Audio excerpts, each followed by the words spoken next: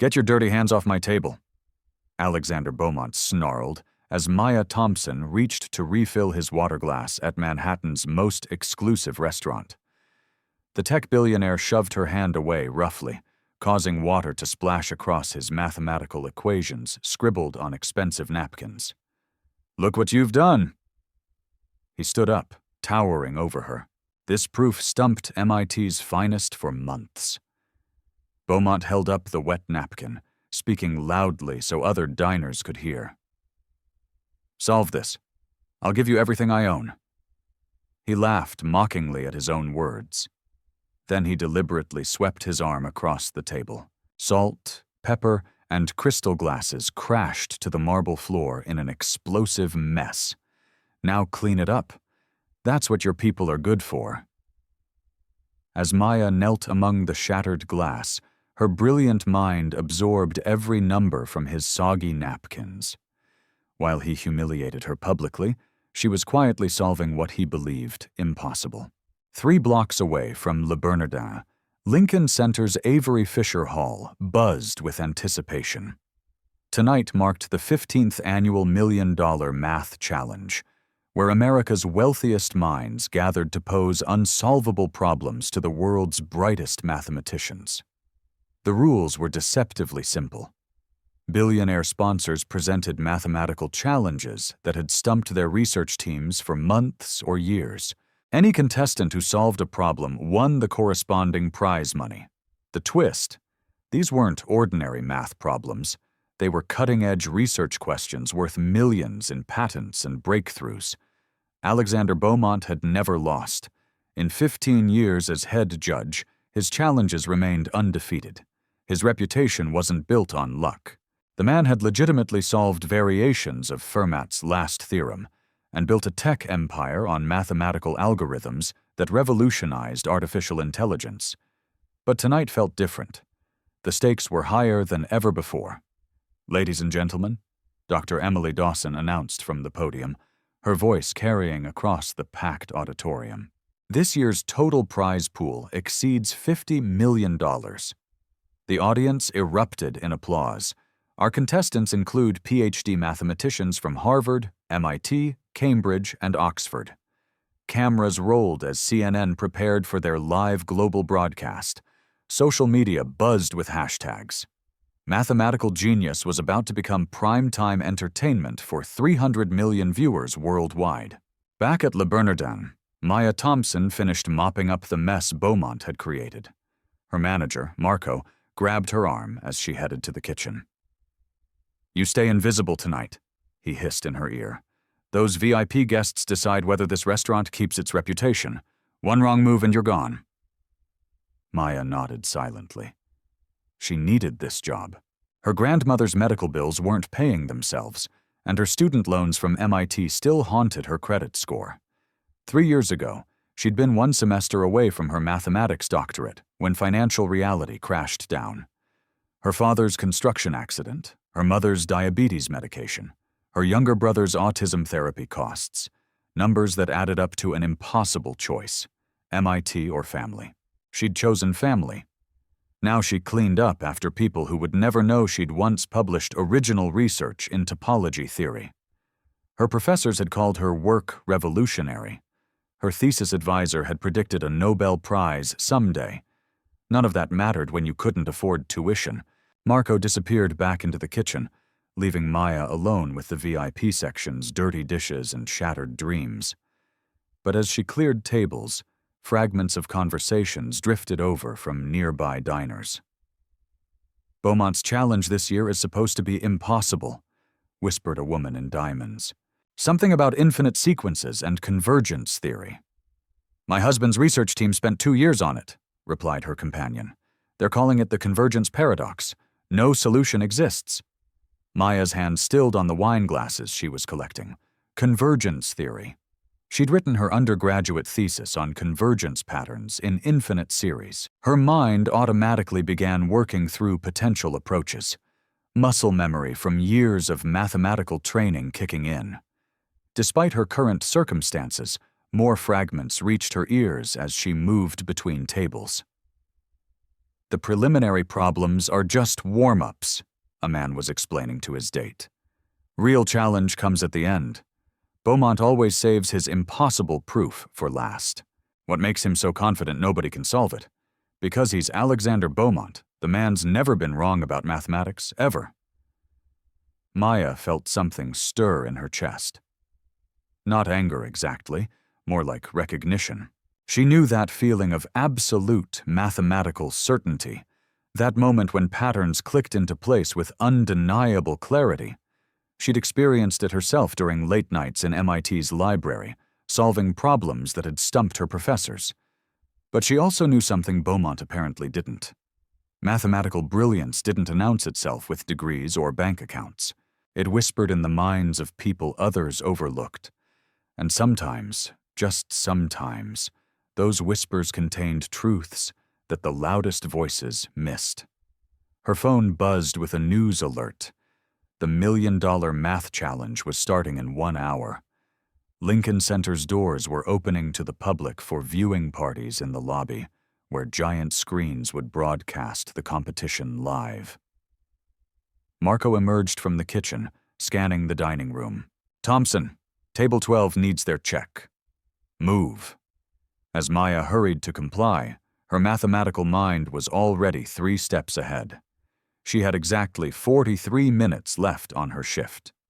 Lincoln Center was a 12-minute walk from the restaurant. The competition's preliminary round would begin in 55 minutes. Would she have the courage to step out of the shadows and into the light where her true abilities could shine? Maya's hands trembled as she untied her apron in the restaurant's back alley. Her shift had ended 3 minutes ago. Lincoln Center's golden lights beckoned from just 12 blocks away. But each step felt like crossing an ocean. She wasn't supposed to be here. The $1 Million Math Challenge wasn't for people like her. People who served coffee instead of discovering theorems. People who counted tips instead of publishing papers. But Alexander Beaumont's soggy napkin was folded in her pocket. His equations burned into her memory. She'd found his error within 30 seconds of studying the scribbled proof. The man who'd humiliated her had made a fundamental mistake that any decent mathematician should have caught. Lincoln Center's lobby was packed with curious onlookers watching giant screens broadcasting the competition. Maya slipped through the crowd, her server's uniform drawing dismissive glances from well-dressed spectators. On screen, Dr. Emily Dawson was introducing the final 3 contestants. Dr. Jonathan Hale from Harvard's Mathematics Department, Dr. Sophia Novak from Oxford, and Dr. Michael Chen from MIT, her former classmate who'd finished the program she'd been forced to abandon. "Before we begin the final challenge," Dr. Dawson announced, "Mr. Beaumont would like to address our global audience." The camera panned to Alexander Beaumont, immaculate in his tailored suit, standing confidently at center stage. He held up a sheet of paper covered in complex equations. "Ladies and gentlemen," his voice boomed across the auditorium, "tonight I present the convergence paradox. My research team has spent 3 years developing this proof. It demonstrates that certain infinite sequences cannot converge under any known mathematical framework." The audience leaned forward. This was why they came to witness mathematical history in the making. Beaumont's eyes gleamed with absolute certainty. "This proof has been verified by teams at Stanford, Caltech, and Princeton. It represents the absolute limit of human mathematical understanding." He paused for dramatic effect. "If anyone, and I mean anyone in this room, can find even the smallest error in this proof," the billionaire's voice grew louder, his arrogance filling every corner of the massive hall. "If anyone can solve this paradox that has stumped the world's greatest mathematical minds, I will personally write them a check for everything I own. My companies, my properties, my entire fortune, $50 billion. The audience gasped. Social media exploded. This wasn't just a mathematical challenge anymore. This was the bet of the century. Maya felt her heart hammering against her ribs. In her pocket, Beaumont's napkin seemed to burn against her fingertips. She knew exactly where his proof failed. The error wasn't complex or subtle. It was embarrassingly basic. A sign convention mistake in the seventh equation that invalidated his entire framework. But she was nobody. A dropout, a waitress. Who would believe her? Dr. Dawson stepped forward with legal documents. Mr. Beaumont, this is highly unusual. Are you certain about this challenge? Absolutely, Beaumont declared. I'm so confident in my proof that I'm willing to stake everything on it because mathematics doesn't lie, Dr. Dawson, and neither do I. The camera captured his smugness perfectly as he surveyed the stunned audience. 300 million viewers watched him place his signature on the legal guarantee. Lawyers scrambled to process the paperwork. This was no longer a competition. It was a public execution of mathematical pride. In the lobby, Maya closed her eyes and made a choice that would change everything. She began pushing through the crowd toward the auditorium entrance. Security guards blocked her path. Excuse me, miss. This area is for registered contestants and VIP guests only. Would a former MIT mathematics student have the courage to challenge the most arrogant man in America? I said this area is restricted, the security guard repeated, his hand moving toward his radio. You need to return to the public viewing area immediately. Maya's voice came out steadier than she felt. I need to speak with Dr. Dawson. It's about mathematical proof. The guard laughed. Lady, half the people here think they can solve million-dollar math problems. That's not how this works. But Dr. Emily Dawson had noticed the commotion near the entrance. Something about the young woman's quiet confidence caught her attention. As head of Princeton's mathematics department, she'd learned to recognize genuine mathematical intuition. It rarely announced itself with arrogance. What seems to be the problem? Dr. Dawson approached with curiosity rather than annoyance. Maya pulled Beaumont's soggy napkin from her pocket. There's an error in equation 7 of the convergence paradox. The sign convention switches from positive to negative iteration without justification. The auditorium fell silent. 300 million viewers watched through cameras as a woman in a server's uniform challenged the world's most confident mathematician. Dr. Dawson examined the napkin, her eyebrows rising. These weren't random scribbles. The margins contained elegant derivations, shortcuts that most graduate students would miss. Where did you study mathematics? MIT, 3 years of doctoral program before. Maya's voice trailed off. The reason didn't matter now. Beaumont's laughter boomed across the stage. Security. Remove this delusional woman immediately. I don't have time for desperate people seeking attention. But Dr. Dawson raised her hand. Mr. Beaumont. She's identified a specific error. As competition director, I'm obligated to verify any mathematical challenge to your proof. This is ridiculous, Beaumont snarled. That woman was serving me coffee 2 hours ago. She probably can't balance a checkbook, let alone understand advanced mathematics. The crowd murmured with uncomfortable recognition. Many had seen her at Le Bernardin. The irony was delicious. The same person he'd humiliated was now questioning his mathematical supremacy. Dr. Dawson walked to the giant display screen. Miss Thompson. Maya Thompson. Miss Thompson, please explain your objection to equation 7. Maya's hands shook as she approached the microphone. The auditorium stretched before her like an ocean of judgment. But mathematics had always been her safe harbor, the one place where truth mattered more than appearances. In equation 7, Mr. Beaumont assumes positive iteration when establishing the convergence boundary. She began, her voice growing stronger. But in step 12, he switches to negative iteration without adjusting the asymptotic behavior. She moved to the whiteboard beside the main screen, borrowed a marker, and began writing with fluid precision. If you're iterating positively, your limit approaches positive infinity along this trajectory. Her hand moved confidently across the board, sketching curves and mathematical symbols. But negative iteration creates a completely different convergence pattern. The limit actually approaches 2.847, not 0 as his proof claims. The three PhD contestants exchange glances. Dr. Hale from Harvard grabbed his calculator, fingers flying across the keys. Dr. Novak from Oxford pulled out her laptop, running rapid calculations. Dr. Chen from MIT stared at the whiteboard with growing recognition.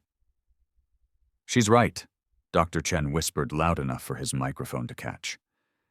The asymptotic behavior completely changes with negative iteration. Dr. Dawson quickly verified the calculation on her tablet. Her face showed surprise, then something approaching awe. The correction is mathematically sound. Beaumont's face flushed red. "This is impossible. My team spent 3 years on this proof. We had it reviewed by experts at Stanford, Caltech, Princeton." "Sometimes," Maya said quietly, "the most obvious errors are the hardest to see when you're too close to the problem." The auditorium erupted. Social media exploded with clips of the unknown Waitress schooling a billionaire mathematician. #Waitress genius began trending worldwide within minutes.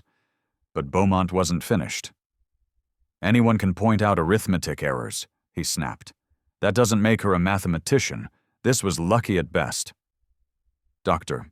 Dawson studied her tablet screen, where additional calculations were running. "Mr. Beaumont, this wasn't arithmetic. Miss Thompson identified a fundamental conceptual error in convergence theory. Her correction opens an entirely new approach to infinite series analysis." The three PhD contestants were now huddled together, sketching variations of Maya's correction on their scratch paper. What she'd revealed in 30 seconds was reshaping their understanding of problems they'd struggled with for years. Furthermore, Dr. Dawson continued, her mathematical notation suggests advanced training. These techniques aren't taught at undergraduate level. Beaumont's confidence wavered for the first time in 15 years. My team will need to verify this independently." "Of course," Dr. Dawson agreed. "But according to competition rules, any valid mathematical objection to the primary proof requires the challenger to proceed to the next level of difficulty." The audience held its breath. Maya had passed the first test, but the real challenges were still ahead. Beaumont's eyes narrowed with renewed malice. "Fine. If this woman thinks she's so clever, let's see how she handles problems that actually matter. Dr. Dawson, present the secondary challenges." "Miss Thompson." Dr. Dawson addressed her directly. "Are you prepared to compete in the formal competition?" The next 3 problems increase in difficulty significantly. Maya looked out at the sea of faces. Some showed curiosity, others skepticism. A few displayed outright hostility. But scattered throughout the audience, she saw something else. Hope. People who, like her, had been underestimated and overlooked were leaning forward in their seats. "I'm ready," she said simply. But as Dr. Dawson prepared the next challenge, Beaumont was already planning his revenge. This wasn't just about mathematics anymore. This was about destroying the woman who dared to make him look foolish in front of the entire world. Could a former MIT dropout survive what was coming next? Dr. Dawson raised her hand to quiet the buzzing auditorium. "Ladies and gentlemen, we have an unprecedented situation. Miss Thompson has successfully identified a fundamental error in tonight's primary challenge." The camera zoomed in on Maya's face as she stood beside the whiteboard, markers still in her trembling hand. Her server's uniform looked absurdly out of place among the formal academic setting, but her mathematical work spoke louder than any credentials. According to competition rules, Dr. Dawson continued, "Any challenger who identifies errors in preliminary proofs advances to the formal competition tier." Beaumont stepped forward, his face a mask of barely controlled rage. "Dr. Dawson, I demand we verify her background first. This woman has no business competing against legitimate mathematicians." "My business," Maya said quietly into her microphone, "is mathematics, and mathematics doesn't care about my uniform." The audience erupted in applause. Social media feeds exploded with clips of her response. "Mathematics doesn't care about your uniform" began trending alongside Waitress genius. But Beaumont wasn't backing down. "Fine. If you want to play this game, let's raise the stakes." He gestured to his lawyers who were frantically typing on laptops in the front row. "Dr. Dawson, I'm formally modifying my challenge. Mr. Beaumont, that's highly irregular."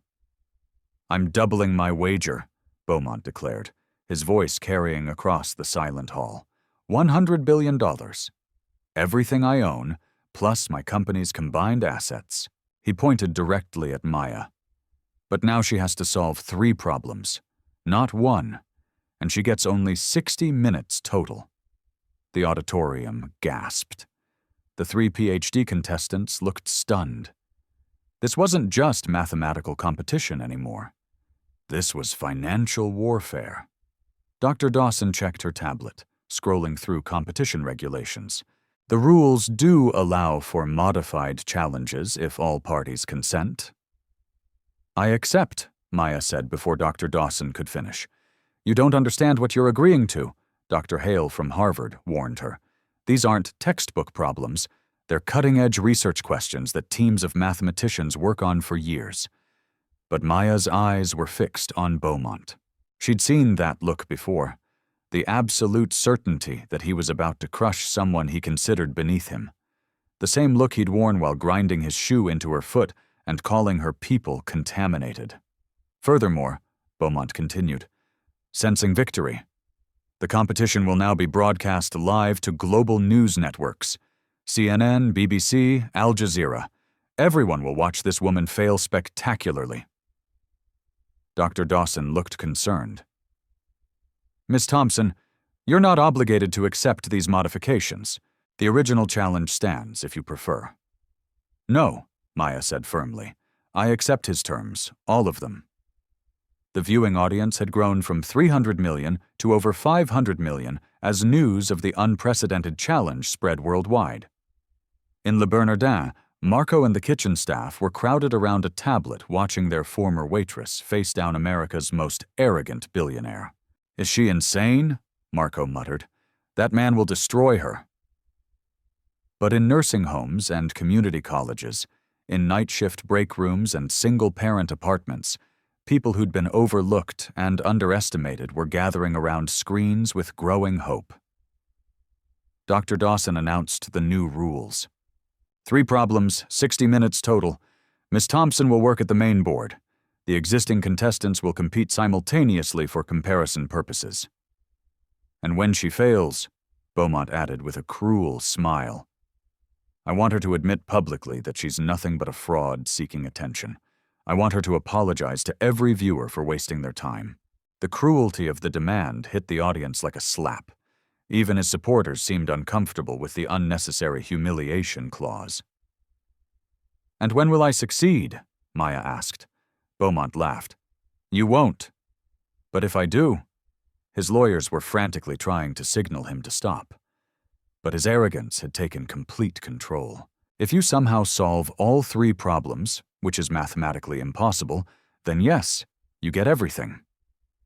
$100 billion and a public apology from me."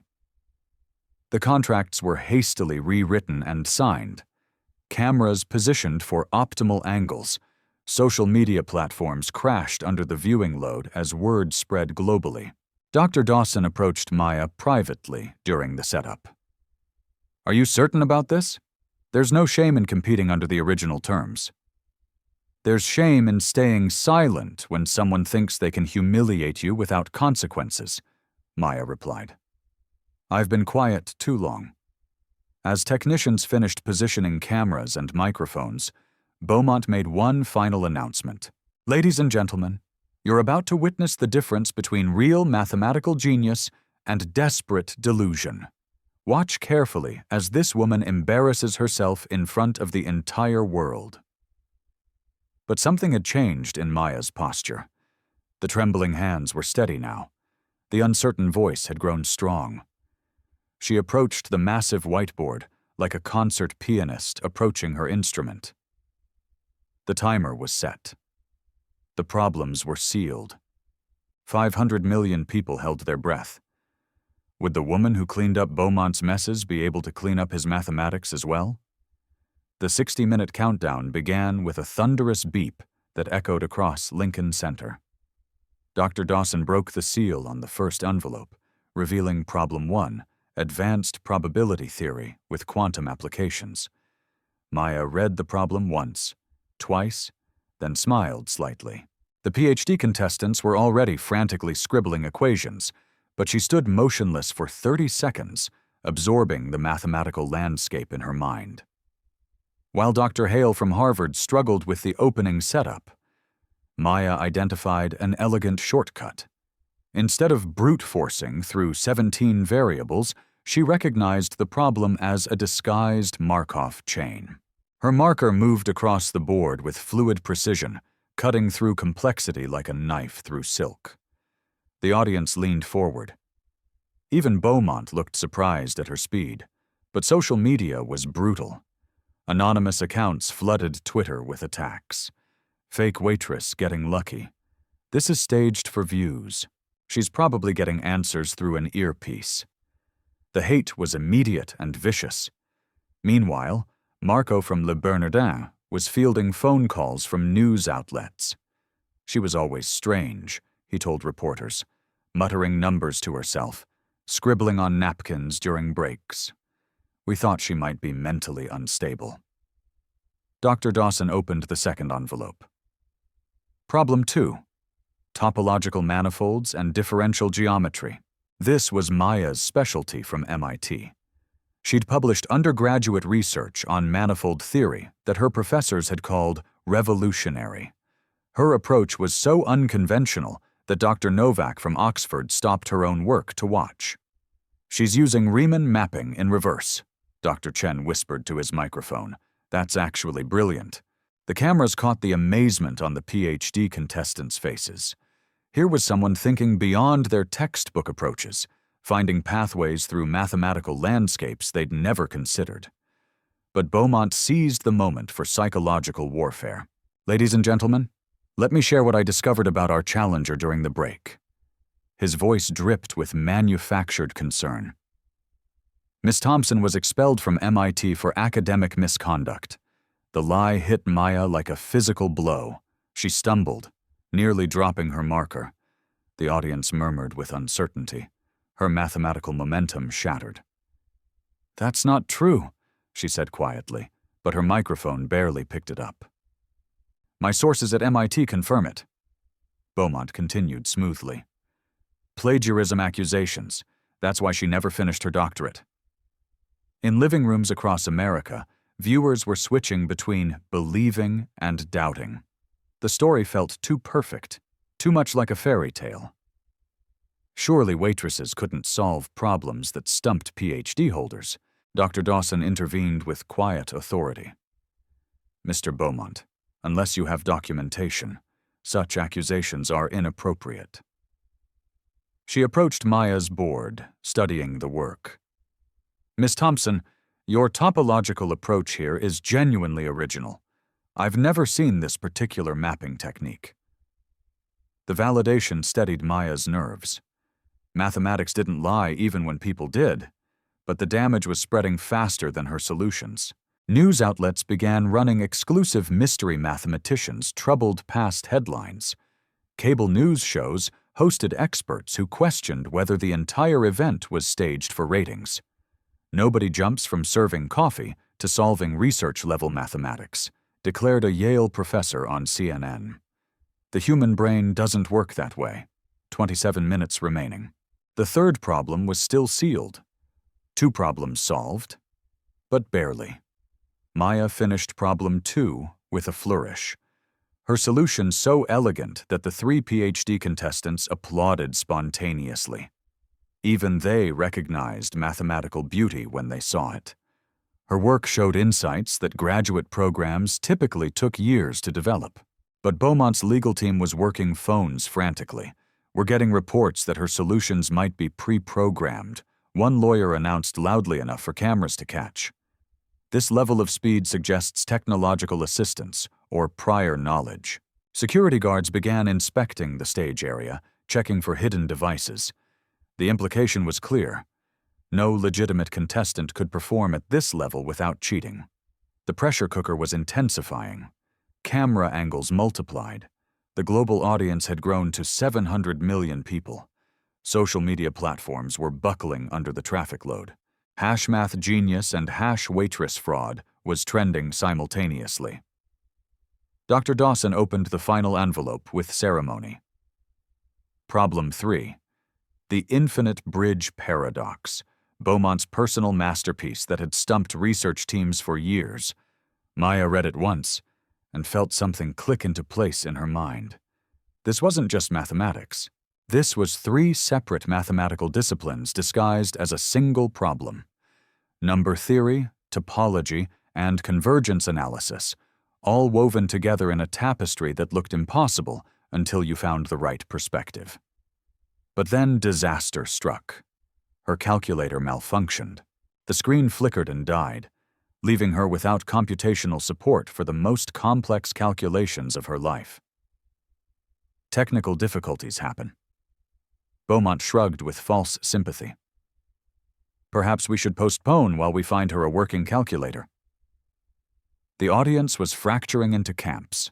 Supporters chanted, "Let her work," while skeptics called for verification of her identity. The mathematical community was split between fascination and suspicion. "I don't need a calculator," Maya announced, her voice carrying new strength. Mathematics existed long before electronic computation. She turned to the massive whiteboard and began working purely from mental calculation. Her mind processed numbers with the same fluidity that concert pianists read complex musical scores.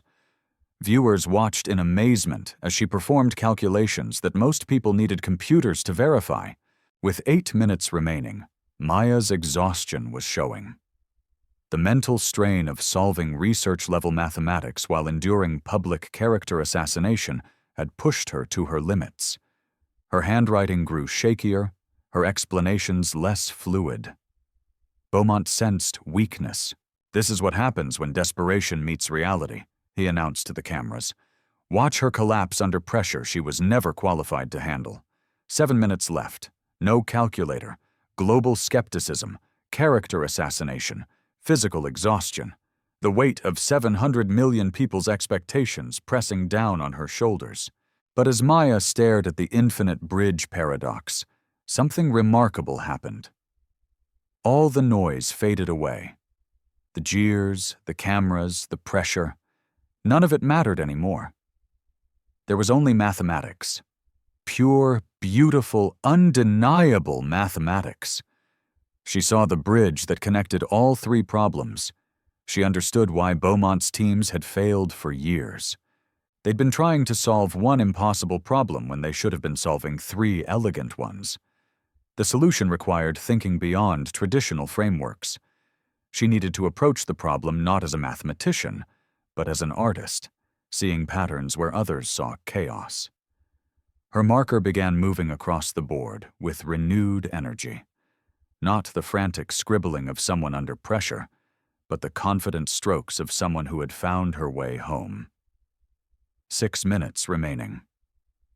Minutes. The final battle was about to begin. Could pure mathematical intuition triumph over computational power and institutional prejudice? 5 minutes remained when Dr. Dawson received an urgent message on her tablet. She read it twice, her expression shifting from confusion to something approaching shock. "Ladies and gentlemen," she announced, her voice cutting through the auditorium's tension. "I've just received communication from the International Mathematics Consortium. They need to make an immediate disclosure about tonight's competition." The camera zoomed in on her face as she continued reading. Beaumont looked annoyed by the interruption, But something in Dr. Dawson's tone suggested this wasn't routine. The infinite bridge paradox that Mr. Beaumont presented tonight. Dr. Dawson paused, glancing at her tablet again. According to documentation just submitted by MIT, Cambridge, and Princeton, this problem was designed specifically to be unsolvable using conventional mathematical approaches. A murmur rippled through the audience. The PhD contestants stopped their frantic calculations and looked up from their work. The problem was created as part of a research initiative to identify mathematicians who think beyond traditional frameworks. It requires what the consortium calls intuitive pattern synthesis, the ability to see mathematical relationships that pure computational analysis cannot detect. Beaumont's face went pale. This wasn't part of his plan. Dr. Dawson continued. Furthermore, the consortium reveals that Mr. Beaumont's own solution, developed over 3 years, relied heavily on quantum computing algorithms and AI-assisted pattern recognition. No human mathematician has ever solved this problem using manual calculation alone. The auditorium fell silent. 700 million viewers were witnessing the rules of engagement completely change. This means, Dr. Dawson said carefully, that Miss Thompson is attempting something that has never been accomplished in the history of modern mathematics. She's working without any computational assistance on a problem specifically designed to require technological augmentation. Beaumont stepped forward, panic creeping into his voice.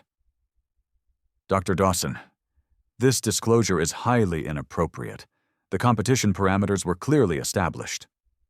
Actually, Mr. Beaumont, the consortium's letter indicates that you were aware of the problem special classification when you selected it tonight. The question they're raising is whether it was ethical to present an unsolvable challenge without disclosure. The twist hit everyone simultaneously. Beaumont hadn't just been arrogant. He'd been deliberately setting up an impossible scenario. He'd chosen a problem that required technological assistance specifically because he knew no human could solve it manually. But Maya Thompson was still working at the whiteboard, completely absorbed in her calculations. She was 4 minutes away from attempting something that the world's mathematical establishment considered impossible. The global audience was no longer just watching a competition. They were witnessing a woman challenge the very limits of human mathematical capability. Had Beaumont's arrogance finally trapped him in a web of his own making? The revelation hit Maya like a physical blow. She stopped mid-calculation, her marker frozen against the whiteboard. The problem she'd been confidently solving for the past hour wasn't just difficult. It was designed to be impossible for human minds to solve. No human has ever solved this manually. Dr. Dawson's words echoed in her head like a death sentence. Around her, the PhD contestants had already given up. Dr. Hale from Harvard shook his head in defeat. If it requires quantum computing, there's no point continuing. Dr. Novak from Oxford closed her notebook with resignation. Even Dr. Chen from MIT, who'd been supportive of Maya's unconventional approaches, stepped away from his board. But the worst part was watching the global audience lose faith in real time. Social media sentiment shifted from curiosity to pity. She's been set up to fail. Beaumont planned this humiliation from the beginning. No one could solve an impossible problem. 3 minutes and 40 seconds remained on the countdown timer, but it might as well have been 0. How do you solve a problem that the world's greatest mathematical minds, assisted by the most powerful computers, considered beyond human capability? Maya stared at her work on the whiteboard. All her calculations suddenly felt meaningless. She'd identified the 3 separate mathematical disciplines hidden within the paradox: number theory, topology, and convergence analysis. She'd found elegant connections between them. But if the problem required technological assistance that she didn't have, then all her insights were worthless. The auditorium was no longer silent with anticipation. It was silent with sympathy. 700 million people were watching her inevitable failure, and she could feel their pity radiating through the cameras. "Miss Thompson," Dr. Dawson approached gently. "Given this new information about the problem's classification, no one would fault you for stepping away. What you've accomplished tonight is already remarkable." Maya looked at Dr. Dawson, then at the expectant faces in the audience. She saw Marco from Le Bernardin smirking on a video call, probably telling reporters that he'd known she was delusional all along. She saw Beaumont's lawyers furiously working their phones, likely preparing damage control statements about how their client had been protecting the integrity of mathematics by exposing fraudulent claims. But worst of all, she saw the disappointment in the eyes of people who'd believed in her. The night shift workers who'd paused their jobs to watch, the single mothers who'd seen themselves in her struggle, the students who'd been told they weren't smart enough. They'd invested their hope in her impossible dream, and now she was about to let them all down.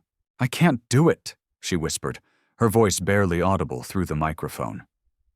"I thought I could see the solution. But if it's impossible," her confidence built up through years of mathematical study and natural intuition crumbled completely. She was just a waitress who'd been foolish enough to believe she could compete with billionaires and PhDs. The humiliation burned through her chest like acid. Beaumont sensed his moment of triumph. Ladies and gentlemen, this is what happens when delusion meets reality. Miss Thompson has been living in a fantasy where serving coffee qualifies her to solve problems that stump the world's finest minds. The cruelty in his voice was unmistakable. This wasn't just about mathematics anymore. It was about putting her back in what he considered her proper place. But then, cutting through the despair, came a voice that changed everything. "Maya."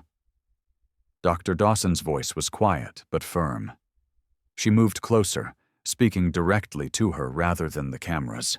Mathematics doesn't care about classifications or committees or what's supposed to be impossible. You've seen something in this problem that others haven't. Trust your mind.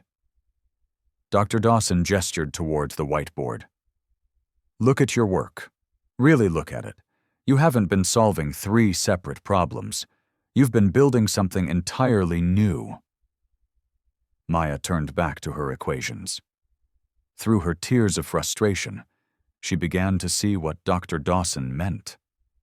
Her approach hadn't been following traditional mathematical pathways. She'd been creating bridges between disciplines that weren't supposed to connect.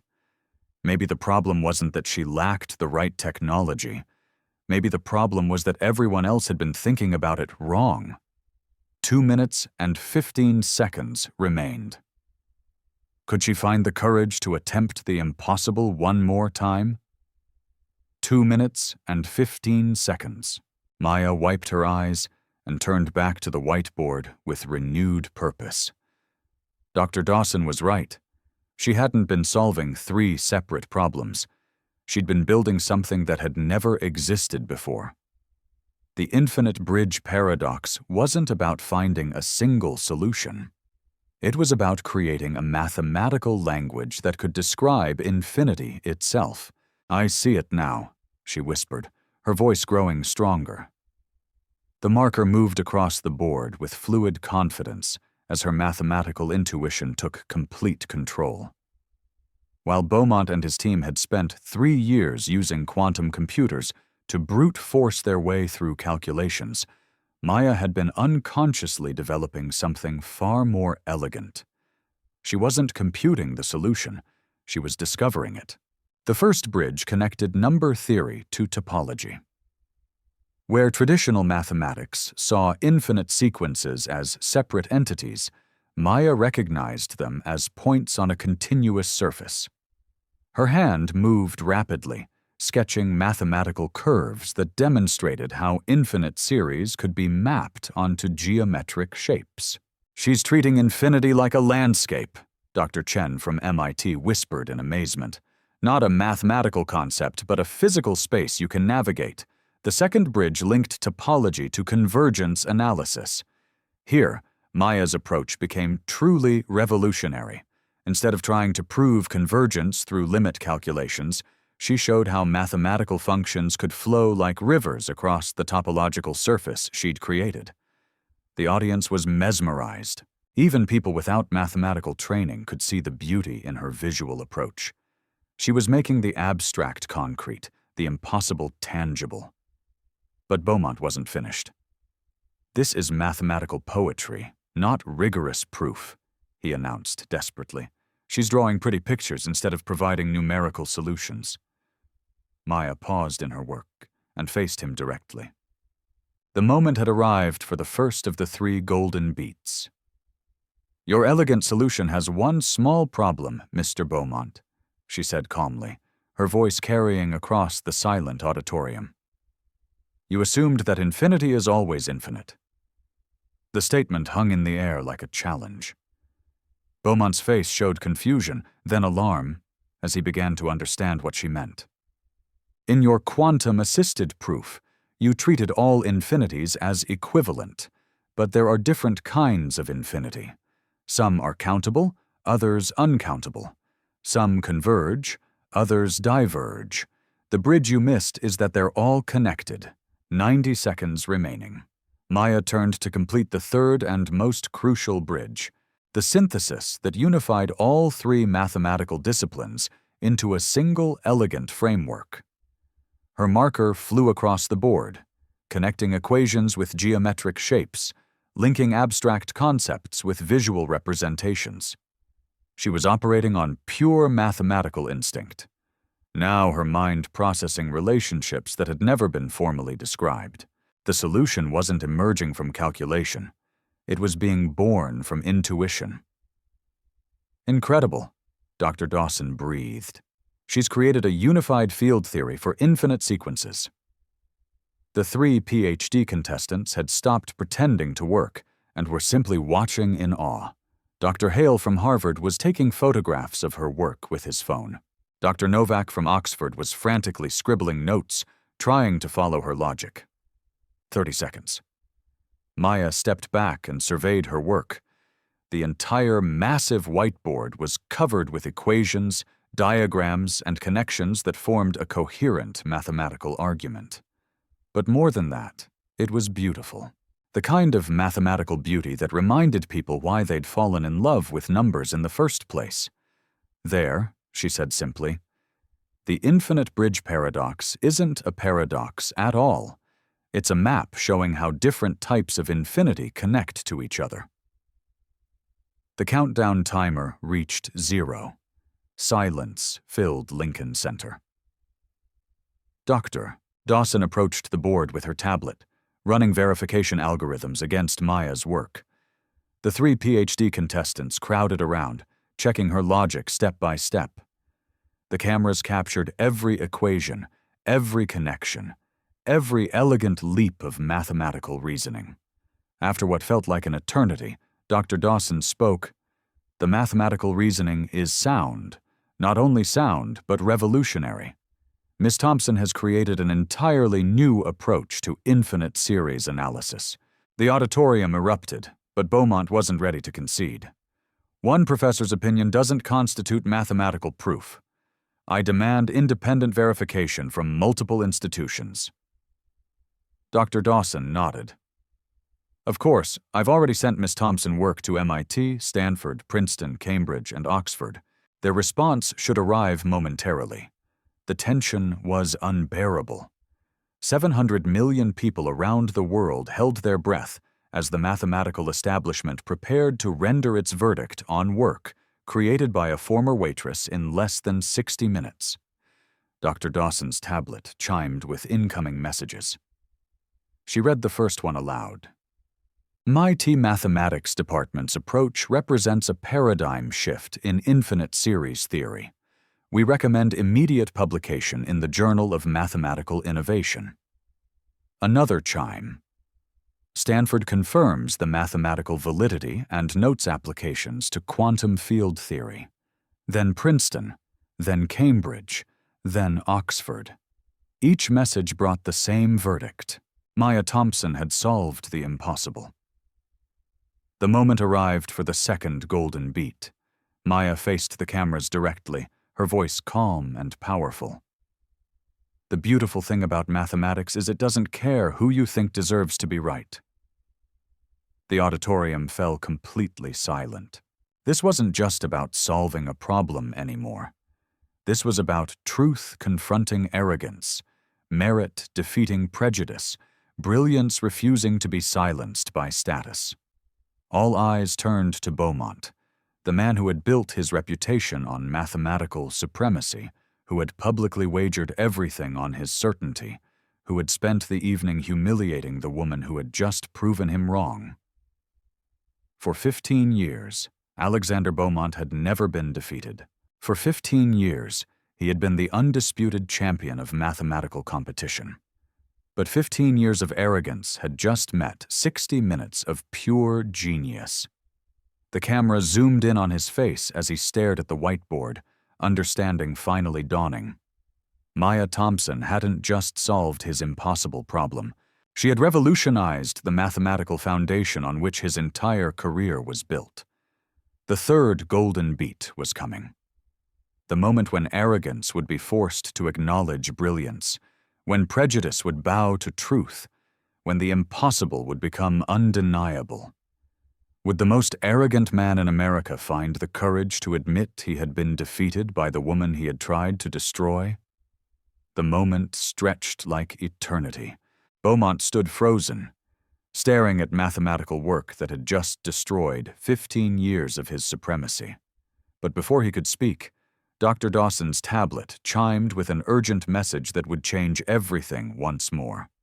"Ladies and gentlemen," she announced, her voice carrying a mix of amazement and concern, "I've just received an extraordinary communication from the International Patent Office."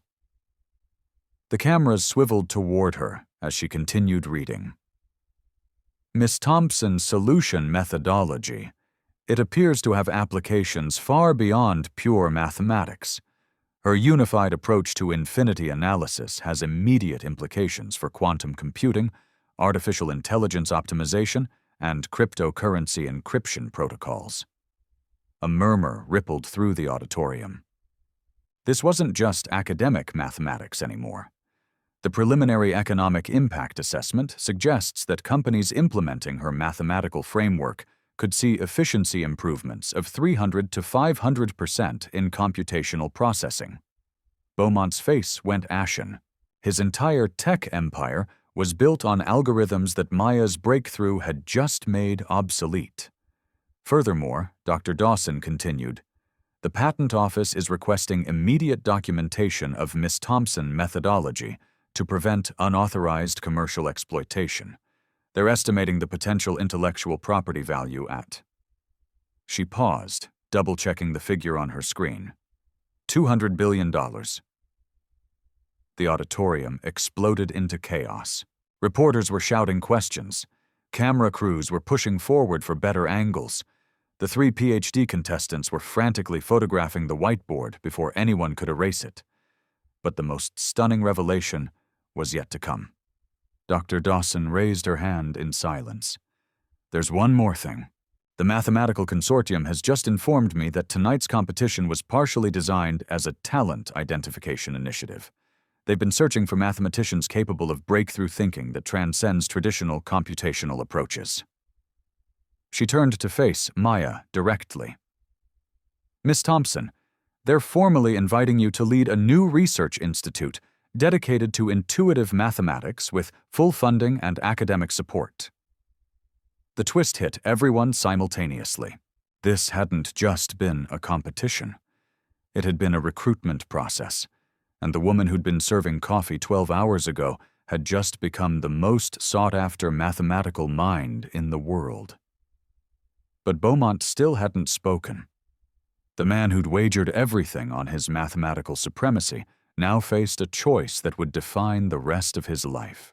Would he honor his public commitment? Or would his arrogance find one final way to avoid the consequences of his cruelty? The silence stretched across Lincoln Center like a held breath.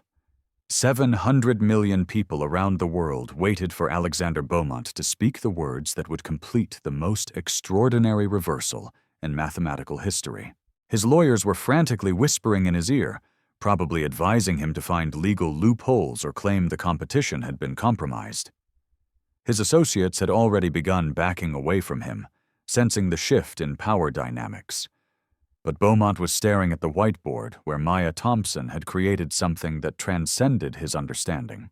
For the first time in his life, he was faced with mathematical brilliance that exceeded his own. The moment arrived for the third and final golden beat. His voice cracked slightly. He cleared his throat and tried again. "I need to verify the calculations myself." The audience held its breath as he approached Maya's work, studying each equation, each connection, each elegant leap of reasoning. Minutes passed in complete silence. Finally, he stepped back from the board. When he turned to face the cameras, 15 years of mathematical arrogance had been replaced by something approaching humility. "Miss Thompson," he said quietly, "your solution is correct. Completely correct. You've solved advanced mathematical proofs that I could not, demonstrating superior mathematical intuition and problem-solving ability that I failed to recognize." The words seemed to physically pain him, but he continued, "I built my career on being right about mathematics. Today I learned something more valuable than being right. I learned how to be wrong with dignity." The auditorium erupted in thunderous applause. But the most powerful moment was watching Maya's quiet grace in victory. No gloating, no revenge, just the serene confidence of someone who had proven that brilliance couldn't be silenced by prejudice.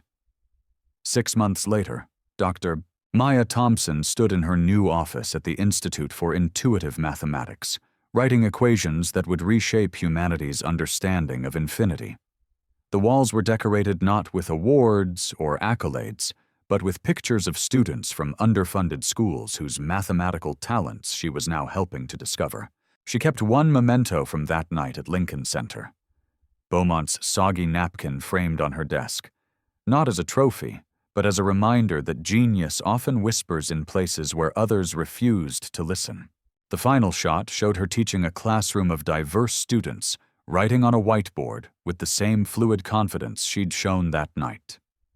Above the board, a simple message: mathematics doesn't care about your uniform. It only cares about your courage to see what others cannot. Have you ever been underestimated because of how you look or where you work? Share your story in the comments below. Subscribe to Blacktail Stories for more incredible stories of people who prove the doubters wrong. Because genius isn't about where you start. It's about refusing to let anyone else define your limits. Remember, somewhere right now, the next revolutionary idea is forming in a mind that others might overlook. Make sure you're not one of the people doing the overlooking.